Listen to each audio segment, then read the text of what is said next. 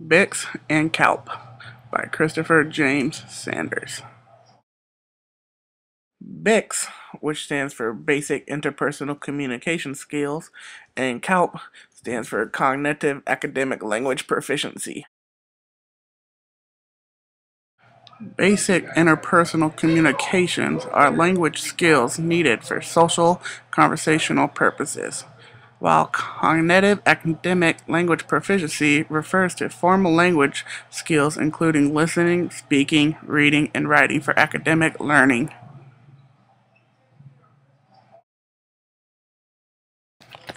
Some examples of basic interpersonal communication skills would be having a basic conversation with a friend or a classmate, naming objects or actions such as eating, dressing, playing, or bathing. Some examples of cognitive academic language proficiencies would be using proper language in a conversation and using proper vocabulary, having a discussion in the class, or having a debate in the classroom. It takes 2 to 3 years to learn the knowledge for Bics from the initial exposure to a new language, compared to 5 to 7 years to develop Calp. Unless no prior knowledge, then it takes 7 to 10 years to learn a new language.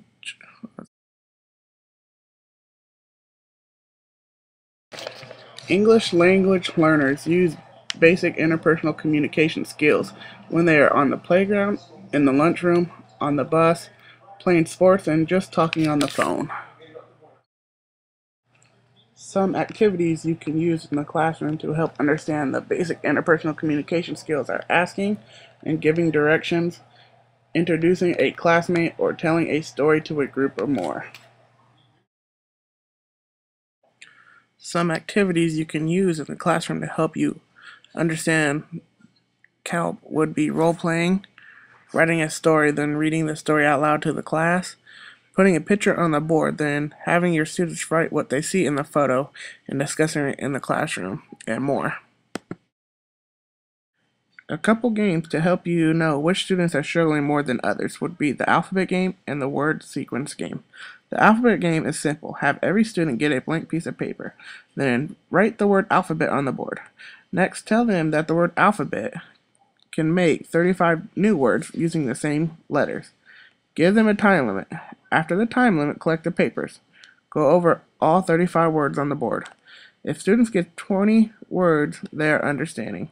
25 words, they're getting the knowledge. 30 words is great, and 35 or more words, they're acknowledging words from other words. The word sequence game is a little more advanced in the classroom. Students must identify the letter in the word that is silent, such as the A in toast and the K in no. Pick 26 different words, one for each letter, and have the students identify in each word which letter is the silenced one. As teachers, it is always relevant to practice with anything. The more you practice the materials you are going to teach, the better off you will be when it comes down to teaching in the classroom. There are many ways you can practice Bics and Calps to help enhance your students' learning, such as the alphabet game and sequence games. I would use this information in the classroom by helping my students understand the materials, such as if I'm in a classroom with English language learners, I would work with my ELL separately to make sure they understand the task at hand. Every student learns differently. It's up to us as teachers to find a way to incorporate a method to make sure every student is learning. If you use this information, it will help your students succeed in the classroom, but without this information, your ELLs and slower learning students will fall behind and maybe fail the class. A good example of this is when observing Miss Hurley's 4th grade class, I noticed that one kid, Dominic, was never paying attention, never doing any work, and always wandering off. So when I taught my lesson, I would give everyone directions for the task at hand, then I would go to Dominic and work with him personally. I noticed if you use littler words like times instead of multiply, he understood. Dominic ended up doing all his work and participated in all the activities.